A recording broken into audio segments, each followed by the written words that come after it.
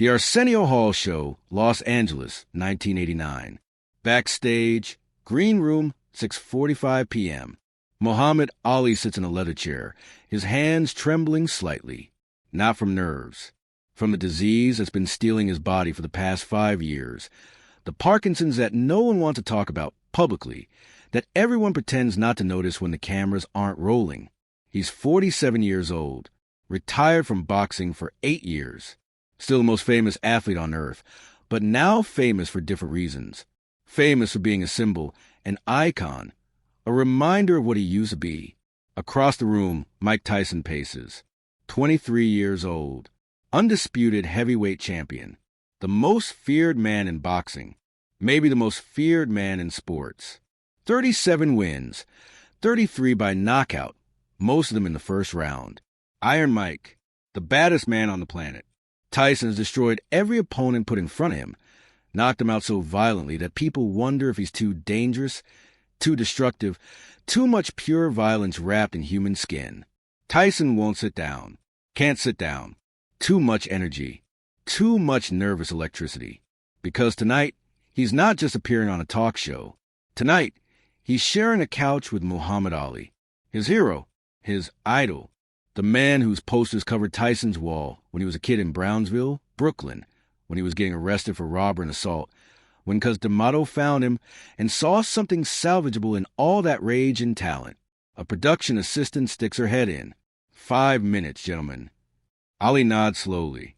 His face is still handsome, still has that magnetism, but the sharpness is gone. The quick wit that used to devastate opponents with words before the first punch was thrown, that's harder now. The disease has slowed his speech, slurred his words, made every sentence a battle against his own body. Tyson stops pacing, looks at Ali, wants to say something, doesn't know what. How do you talk to God? How do you have a casual conversation with the man who defined what you've spent your whole life trying to become? Ali speaks first. His voice is soft, requires effort. You nervous, Mike? Tyson laughs. Me? Nah, champ. I don't get nervous. Ali smiles. Knows it's a lie. Can see it in Tyson's eyes, in the way he can't stand still, in the way his fists keep clenching and unclenching. Ali has seen that look before.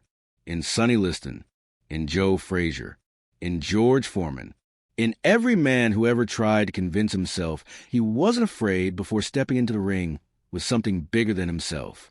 It's okay to be nervous, Ali says. Means you care. The production assistant returns. Gentlemen, we're ready.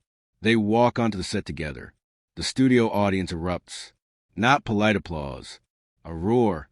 A standing ovation before they've even sat down. Because this is history. Mike Tyson and Muhammad Ali, 2 generations of heavyweight greatness, side by side. Arsenio Hall stands, grinning, soaking in the moment. He knows this is the biggest booking of his show's run. Knows this episode will be talked about for years. Knows he needs to handle this perfectly, because you only get one chance to capture lightning in a bottle. Ali and Tyson sit on the couch. The audience won't stop clapping. Ali waves, that familiar gesture, slow now but still regal. Tyson sits rigid, uncomfortable with the adoration that's not entirely for him. That's mostly for the legend next to him. Arsenio starts with softball questions. How's training going, Mike? How are you feeling, champ? The conversation flows easily at first. Tyson talks about his upcoming fight. Ali nods, listens, his hand still trembling in his lap. Then Arsenio leans forward. Asks the question everyone wants answered. The question that's been debated in barbershops and gyms and bars for the past 3 years. Ever since Tyson started demolishing everyone. Muhammad, Mike is destroying everybody right now. Nobody's lasting more than a few rounds. He might be the hardest puncher we've ever seen. So I have to ask, and I know this is hypothetical, but if you fought Mike Tyson in your prime, who would win? The audience goes silent, leans forward. This is it. This is the moment they came for. Ali looks at Tyson, then back at Arsenio, his face deadpan. Then he says with perfect comedic timing, despite the speech difficulty, I'm scared of him. The audience explodes. Laughter, applause, shock. Tyson's eyes go wide. He wasn't expecting that. Nobody was expecting that.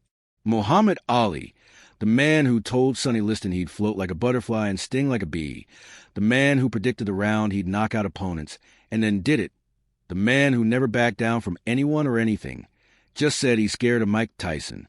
But Ali isn't done. He continues. And this is where the moment becomes more than entertainment, becomes something deeper, becomes a teaching moment that Tyson will carry for the rest of his life. Mike hits too hard. Ali says, words slow but clear. I was fast. I was pretty, but I wasn't that powerful. Not like him. If he hit me, Ali pauses, lets a moment breathe. I'd go down. Tyson shakes his head. Nah, champ. You'd dance. You'd move. I wouldn't catch you. Ali smiles. You'd catch me eventually. Everybody slows down. George Foreman caught me. Joe Frazier caught me. You'd catch me too. Arsenio pushes. So you're saying Mike would win? Ali considers. The audience is completely silent now, hanging on every word, because this isn't just boxing talk. This is Muhammad Ali, in one of his last major television appearances before the disease takes more of his ability to speak, before he becomes more symbol than man, before he lights the Olympic torch in Atlanta in 1996 with hands that shake so much the world cries watching him. This is Ali choosing what legacy to leave, choosing what lesson to teach.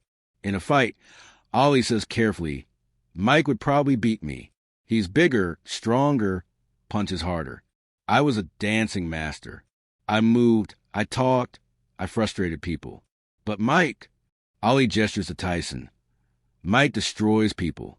Different styles, different eras. Then Ali leans forward, looks directly at Tyson. What he says next changes everything. But Mike, you know what the difference is between me and you? Tyson stares, caught off guard. What's that, champ? I knew when to talk and when to fight. I knew when to be loud and when to be quiet. I knew when to perform and when to be real. Ali pauses. You're always fighting, Mike, even when you're not in the ring. That's what's going to hurt you, not another fighter. You! The studio goes completely silent. This isn't entertainment anymore.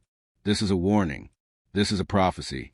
This is Muhammad Ali, who survived every opponent, every government prosecution, every attempt to break him, telling Mike Tyson that the real enemy isn't in the ring. Tyson's face changes. The bravado drops.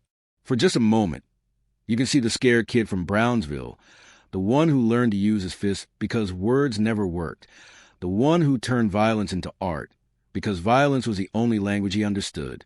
Champ, Tyson starts, but Ali raises a trembling hand. You got all the talent in the world, Ali says. Maybe more than I had, maybe more than anyone, but talent ain't enough. You gotta have peace inside. You gotta know who you are when the lights go out and the crowd goes home and you're alone with yourself. Ali taps his chest with shaking finger. In here, that's where the real fight is. That's the fight I won. That's the fight you gotta win. Arsenio tries to lighten the mood, asks another question, but the damage is done. Or the healing is done, depending on how you look at it. Because Tyson sits there on national television in front of millions of people, and for the first time in maybe his entire adult life, he's not performing. He's not Iron Mike. He's not the baddest man on the planet. He's just Mike Tyson, listening to the only man he's ever truly respected telling the truth he doesn't want to hear, but desperately needs to. The interview continues. They take photos together. Ali and Tyson, arms around each other, smiling. The image will be everywhere. Sports Illustrated, newspapers, poster shops. Two heavyweight champions, two eras, one photograph. But the real moment happened in those 30 seconds of silence.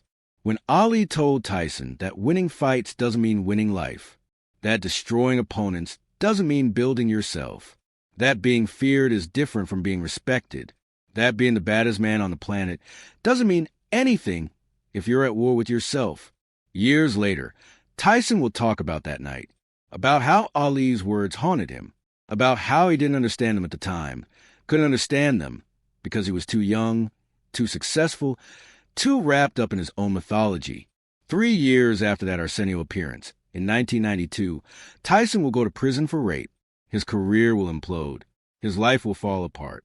Everything Ali warned him about will come true, not because Ali was psychic, but because Ali recognized the pattern. Recognized a young man who didn't know the difference between power and strength, between fear and respect, between winning and peace. When Tyson gets out of prison in 1995, one of the first people he contacts is Muhammad Ali. They meet at Ali's home in Michigan. No cameras, no audience, no performance. Just two men, one who learned his lessons and one who's still learning them. Tyson later says that Ali told him, "Prison saved your life. It stopped you before you destroyed yourself completely. Now you got a second chance. Don't waste it." Tyson cries, actually cries, because Ali is right. Prison did save him, force him to stop, force him to think, forced him to face the demons he'd been running from his entire life. In 2016, when Muhammad Ali dies, Mike Tyson is one of the pallbearers at his funeral. Carries the casket with Will Smith, Lennox Lewis, and others. Tyson wears sunglasses to hide the tears that won't stop coming. Because he's not crying for a boxing legend. He's crying for the man who tried to save him. The man who saw through all the violence and bravado and destruction to the scared kid underneath. The man who told him the truth when everyone else just wanted to see him fight. At the funeral, Tyson gives a brief statement to reporters. Says, Ali was the greatest fighter ever. But more than that, he was the greatest man I ever knew. He tried to teach me things I wasn't ready to learn. I'm grateful I got enough time to finally understand. Someone asks Tyson, in your prime versus Ali in his prime, who wins? Tyson smiles through tears. Says, he already told you he'd go down if I hit him. But you know what? I never could have touched him. Not because he was too fast. Because he was too smart. He knew how to win without destroying himself. That's the fight he won. That's the fight I'm still learning. That Arsenio Hall appearance in 1989 lasted 12 minutes. But the conversation that happened in 30 seconds of those 12 minutes, that conversation lasted 27 years, until Ali's death. That conversation is still happening now. Every time someone watches a clip on YouTube, every time Tyson talks about Ali, every time a young fighter with too much talent and too little wisdom needs to hear that winning fights isn't the same as winning life. Because that's what Ali did, not just on that talk show, but throughout his entire life. He didn't just beat opponents. He taught them. He didn't just win championships. He changed people. He didn't just survive Parkinson's with dignity. He showed the world that strength isn't about how hard you hit. It's about how you handle being hit by life. Who in your life is Mike Tyson right now? Young, talented, destructive, headed for disaster? And who are you? Are you Ali, trying to warn them? Or are you Tyson, not ready to hear the warning? Because the lesson isn't about boxing. It's about recognizing when someone sees you clearer than you see yourself. It's about humility to accept wisdom even when it hurts. It's about understanding that the real fight is always internal. Muhammad Ali told Mike Tyson he'd lose in a fight, but could win at life. Tyson didn't listen. Then prison taught him what Ali's words couldn't. Then Ali's death cemented the lesson permanently. 30 seconds. One warning. One prophecy. One chance to change course before the crash. Some people take it. Some people don't. Some people need to crash first. The question is, which one are you?